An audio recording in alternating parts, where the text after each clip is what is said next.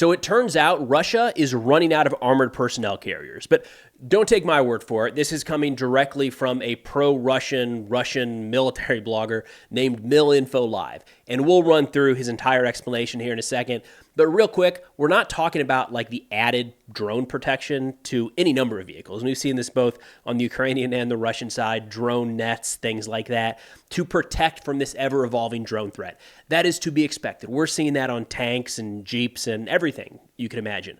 What we're talking about here are the modified like MTLBs and sometimes tanks with added troop compartments specifically designed to move infantry towards the line of contact. Now, shifting over to what MilInfoLive said here, and we'll have this linked in the description below. He said, over the course of the past year, the Russian armed forces have developed an entire industry for welding so-called booths onto MTLB transports in the area of the troop compartment. That's what we're talking about right here in the picture. Right? So, of course, you have the netting and the cages designed to protect against drones. It's this piece here. It's an added troop compartment on top of an already existing MTLB. We've seen this added as well to some older Russian tanks, in some cases where the turret was even welded shut. So really all it was designed to do was to transport troops towards the front. He says this is due to two things. The production of new armored vehicles is not capable of sufficiently covering the heavy losses incurred in them, and the number of vehicles removed from storage that are suitable for combat operations is becoming fewer and fewer. Many types of equipment in the first or second storage categories have already been exhausted, and those stored in less acceptable conditions require more and more time for major repairs and modernization. So a couple pieces there. It's just talking about how the destruction of this equipment, and we've seen some of these videos of certain areas along the battlefield where you can see dozens of armored vehicles destroyed. And you wonder, is that over the course of a few days, a few weeks, a few months? No matter what, there's, obviously, just based off the drone footage we have, a lot of vehicles being knocked out day in and day out throughout this conflict. What they're talking about with the vehicles coming out of storage, as opposed to those that are newly produced, is Russia and previously the Soviet Union had massive stockpiles of equipment and munitions, and they've been stored in different ways. So we have some that were stored inside relatively good condition. They were maintained, maybe driven around every so often to make sure everything still worked. Very similar to how we do store some equipment here in the U.S. military. Much of that was exhausted already, like prior to this year. So we have seen Russia tap into the first, second, and third storage categories, as MilInfoLive talks about here, or Military Informant talks about here. A lot of that has been stored outside for years or more, which means that it's going to be rusted. A lot of it has been stripped down for parts. So it takes a pretty significant effort to get something off of that tank lot, if you will, and get it into working condition to where it can actually serve some good at the front. So that's what he's talking about, is all of that on the back end is taking longer. It is taking a lot longer than it is for the ones at the front to get destroyed day in and day out. He says at the same time, due to the dominance of drones over the battlefield, the tactics of using armored vehicles have also undergone serious changes. Now APCs and IFVs, armored personnel carriers and infantry fighting vehicles, do not fight together with infantry, but try to deliver to the dismounting line as quickly as possible, and then leave the danger zone as quickly as possible so as to not become a victim of a drone. These are some of the smaller scale attacks we've seen, squad, maybe platoon size assaults, all across the line of contact. Armored vehicles rushing forward, drop off the infantry, maybe if they have the ability, lay down some sort of suppressing fire, and then turn and burn, get out of there as quickly as possible, maybe coming back to deliver a second echelon of troops. They say, thus in the Army from below, so from the ground up, the private level, a need for simply lightly armored tracked frontline transport capable of delivering infantry under fire to the front line was formed by itself. So bottom-up refinement is what he's talking about. However, there is still no understanding of this problem at the top. Over the years of war, neither the industry nor the military Ministry of Defense have been able to give birth to a conditional analog of the Mike 113 APC for these purposes. And the USSR did not produce such equipment at all. So Mike 113 is kind of the U.S. Army, it's a little bit older armored personnel carrier, very basic, very standard. And we've given a bunch of these to Ukraine, so you are seeing these in use by the Ukrainian military. So he's saying, we don't have something like that, just a very simple mass-produced type of APC, which is interesting because Russia does. Maybe a lot of those have been destroyed, not something exactly like the Mike 113, but they do have a lot of armored personnel carriers that we've seen utilized throughout this war. He says, due to the fact that there is simply nowhere to quickly get such equipment from and no one is going to produce it, the role of assault APCs has been played by the MTLB, which is completely unsuitable for this. Not adapted either in terms of its armor or in terms of mine protection or in terms of the convenience of placing and landing troops. The answer to the latter is the makeshift welding of these booths by the troops. By cutting off part of the roof and placing them on top of a higher structure, allowing the equipped landing force to be more comfortably accommodated, and if necessary, quickly leave the vehicle under fire. Note that even this simple modernization is carried out by repair units in the Army and by the crews of the vehicles themselves and not by factories. That's why there's no consistency here. Every one of these we see is like a different variation, a different model. They say simply because they often do not care at all about the front actually needs, and the leadership of the Ministry of Defense does not understand this. He goes on to rant about how they've pushed back on this for quite a while to no real avail. And there's a couple different things to read into this. First off, I feel like it's kind of validating for a lot of us that looked at these when they first came out a few months ago. We started to see a lot more of these turtle tank type transports. I want to say last summer. And as they were coming out, people were saying, no, it's just drone protection. That's all it is. Don't worry. Plenty of armored personnel carriers in the Russian arsenal. It was like, yeah, but why are there troops piled on top? Like, that doesn't make sense. Why is the turret welded shut? Like, why is the gunner's field of view completely obstructed? And why is that thing going towards the front, not firing its main gun, dismounting a squad of infantry and turning and going back? Like, it doesn't add up. These are troop transports. And now we have Russia outright saying, like, yeah, these are APCs, and we're doing that because we're running out of the actual APCs in our inventory. Another big takeaway here is to just be cautious. Remember, it was, almost 3 years ago now at this point, right? We first started hearing that Russia was running out of missiles. Clearly that wasn't the case. And anybody who kind of hammered that point early in the war, it didn't reflect well on their credibility. And we've seen a couple instances like that come up over the course of this conflict. So, honestly, if this same analysis had come out in like a Ukrainian or English speaking channel, I would have been much more hesitant to dive into it. But when it's Russians talking about the Russian challenge that they're facing inside of the Russian military and the problem that they're trying to resolve, I feel like that's probably more accurate and not just wild speculation that we do see in all directions in this conflict and others. Now, shifting over to another Russian mil blogger here, I had to share this one. It looks like two majors cracked the case. It looks like NATO is actually supporting Ukraine.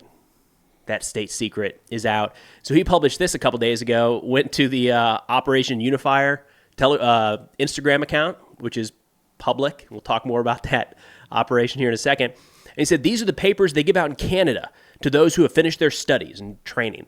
The flags show which other countries are involved in the preparation. Bombshell here, right? We've got NATO countries involved in the training of Ukrainian forces. I didn't know that this information was ever going to make it out into the public. Now, if we go back a little bit, you'll see that like this exact Operation Unifier was publicly launched in 2015.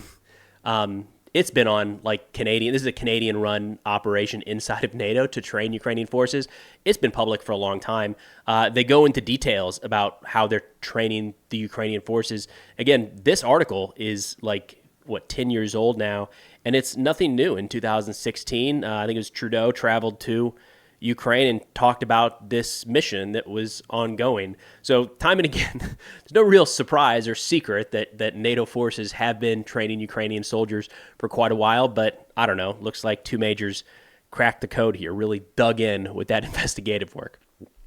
Now, shifting over to the battlefield, over the course of the past week or so at this point, Ukraine has launched two pretty significant drone attacks inside of Russian territory.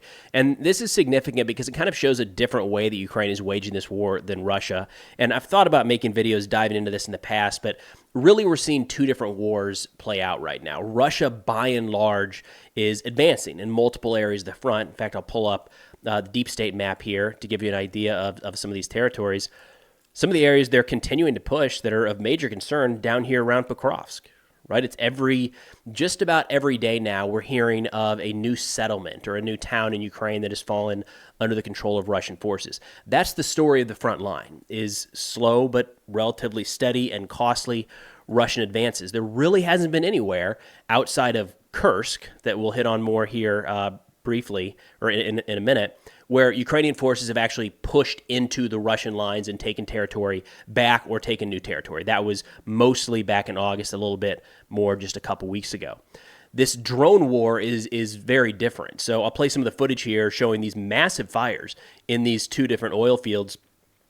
This first one that we're seeing here was in the Ryazan oil refinery, and this was on January 27th.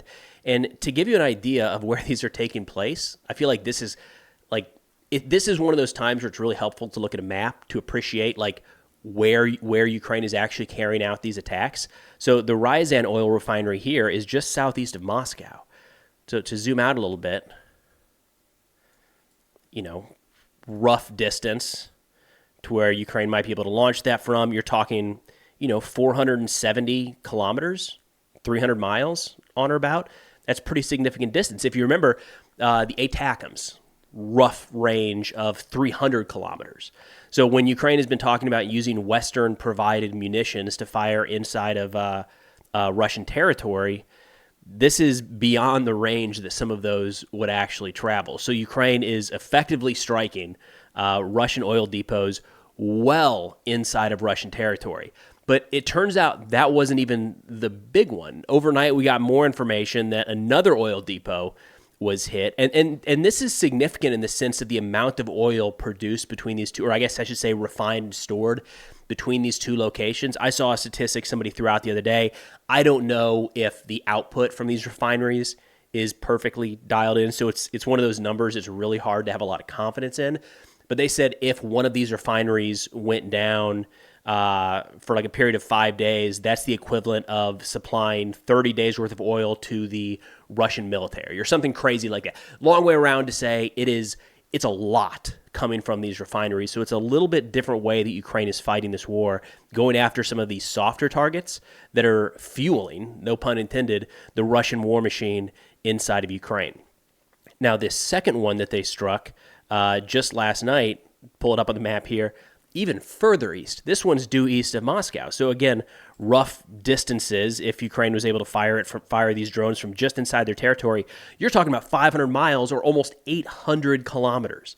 This is beyond the range of any Western-provided munitions that have gone to Ukraine. So in all of those conversations about can we get ATACMS or can we use Storm Shadows to hit certain targets inside of Russian territory, it looks to me like as that pushback has continued, Ukraine just said, whatever, fine, we'll just do it ourselves. And from my understanding and from what we've seen in these couple different most recent kind of drone attack waves, these are all entirely Ukrainian, domestically manufactured and produced drones that are coming with longer range. Russia has complained that some of them are adding rockets to make it harder to shoot down from the forces on the ground, and larger payloads, affecting, again, pretty significant damage on some of these oil refineries back to back. So again, we're kind of looking at two different ways of fighting the war. Ukraine is doing their best to hold back Russian forces inside of Ukraine, inflicting pretty heavy losses wherever they can. However, the front lines are generally moving west. Russia is generally advancing.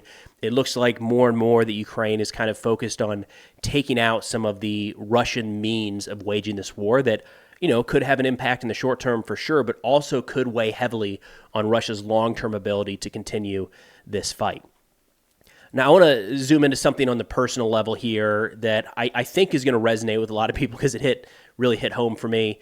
A couple friends here. So, Fella Hendricks over on Twitter gathered this letter from a mutual friend of ours in Ukraine. He's fighting with the 47th Mechanized Brigade.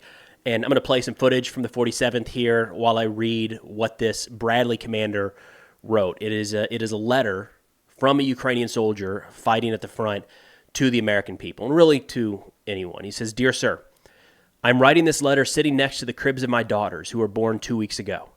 I'm fortunate to be at home now to witness their first movements and to help my wife with daily household tasks.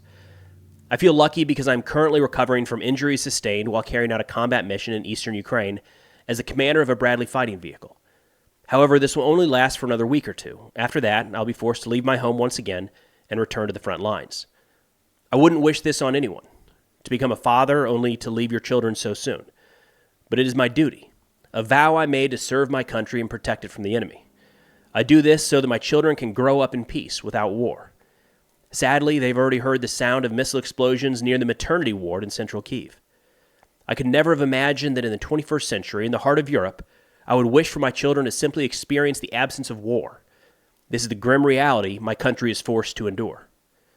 I consider myself fortunate to serve as the commander of a Bradley fighting vehicle. Over the past year and a half, I've suffered 2 serious injuries, including a drone strike and a bullet to the head, and numerous moderate and minor wounds and concussions. In each of these cases, I am grateful to my vehicle and to the American people for providing this technology to my brigade. This vehicle has saved my life countless times and has allowed me to save hundreds of others. Dozens of critically wounded soldiers have been evacuated from the battlefield in a Bradley. No other vehicle in its class can withstand the kinds of damage and enemy fire it endures. Still, I survived.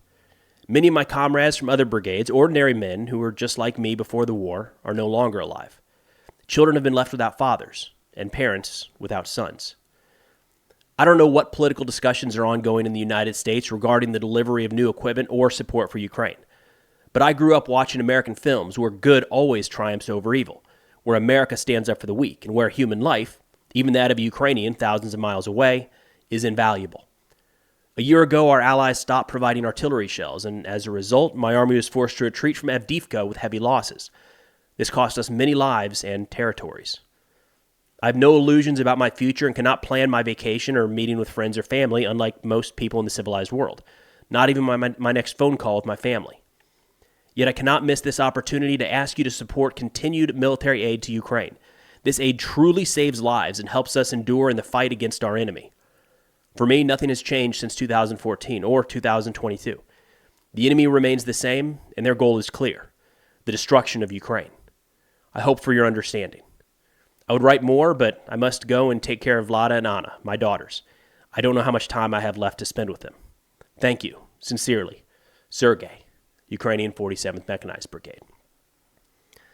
Now, again, that hit home for me in a lot of different ways. I can personally speak to the fact that Sergei is a new father and a great person, great soldier, great leader, and he's going to make a great dad. I wanted to share that because I think it just drives home the personal aspect of this fight. What would you do if you were in their shoes, right? If you had to endure, you want to be with your family, you want to be with your loved ones, you want to be with your new children, understandably so, but at the same time recognizing that you have this enemy at the gates pushing in, trying to destroy the country. It's the issue that so many in Ukraine find themselves grappling with today. Now, speaking of that, there was a article that just came out in Fox News, if you want to kind of double-click into why people are continuing to fight, titled "Just Evil. Top Republican details Russia's horrific mass abductions of Ukrainian children." And this was Representative Michael McCall, who I called Michael McFall on Twitter, and pulled out a lot of interest. The comments on this one were interesting. We'll get into that in a second.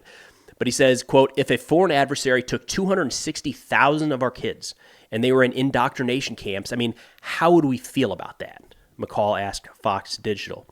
And he went into some further details here where he said, let's see if we can find this, talking about a documentary where he said, in the documentary, the child's brought into this prison where it looks like adults they're basically using electrodes to shock them, under their fingernails and their genitals. It's just very barbaric.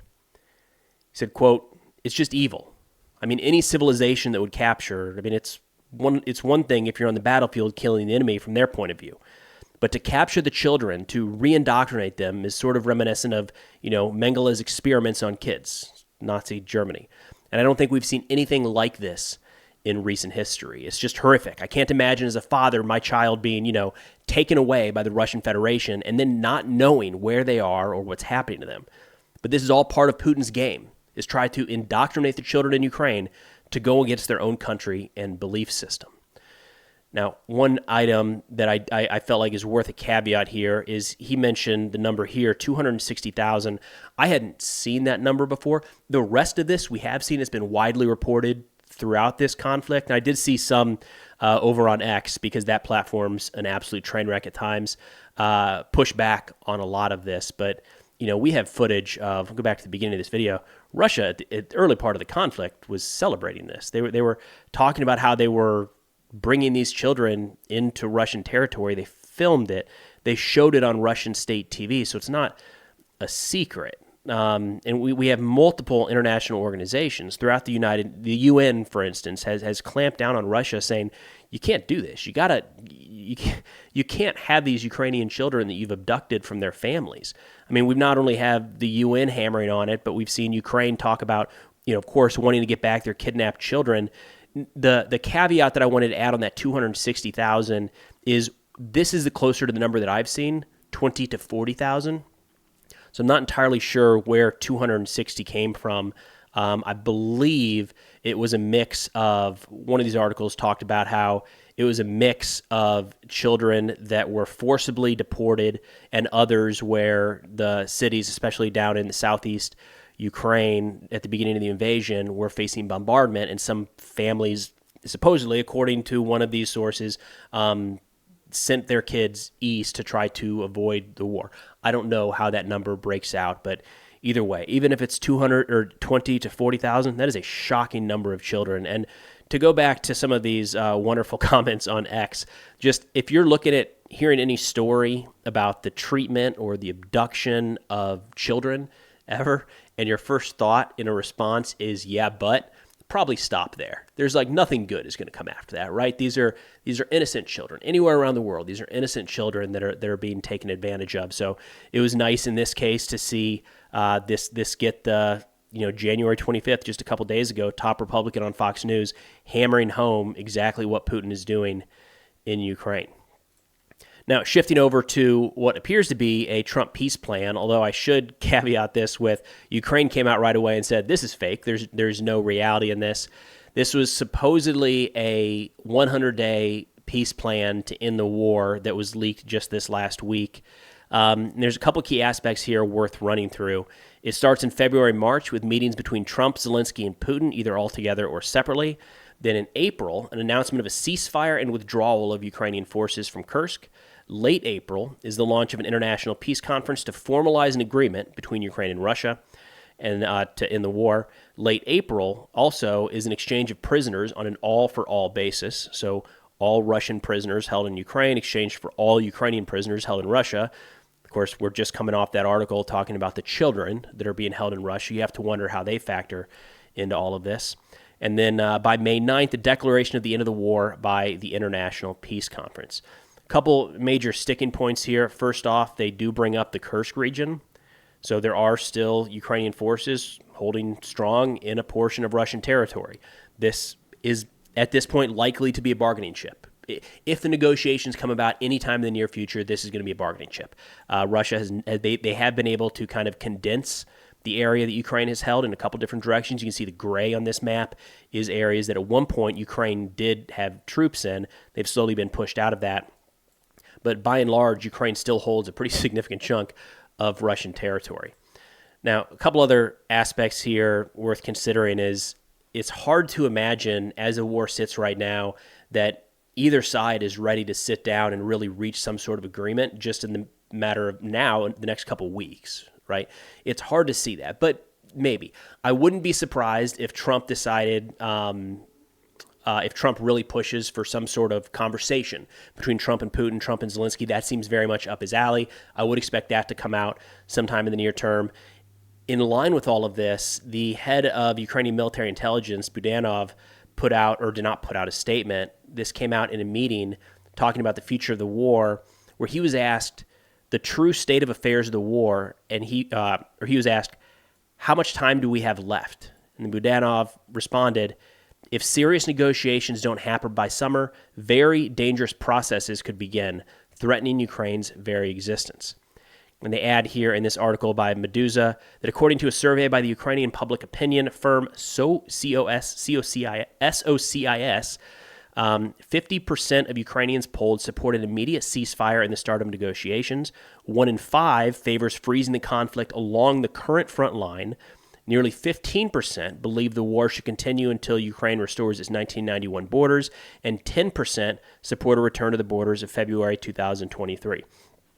And as we consider any sort of peace negotiations moving forward here, to me personally, that seems to be that's probably the thing we need to focus in on is what do the Ukrainian people want. We just listened to Sergei's letter talking about how he wants to live in a Ukraine without war, right? He wants to push foreign invaders off of his territory so that his daughters can grow up in a peaceful country and not in the condition they're in right now. So long as Ukrainian soldiers, Ukrainian civilians want to continue fighting to achieve some future goal in this war, I think we do have a bit of an obligation to continue to support them. But as that article mentions, it looks like there is a lot of kind of mixed emotions about what should be brought about in terms of an end of the war. Is it going to be the current front lines? Is it going to be trying to push further, which would require additional military action? But either way, it does look like at least 50% support an immediate ceasefire and the start of negotiations. Easier said than done. There's a lot of tricky aspects there, but again, I do think this is something that Trump and his envoy Kellogg are going to be pushing here in the next couple of weeks. So it's certainly worth keeping an eye on. But that's all I got for now. Thanks for watching, and I'll see y'all next time.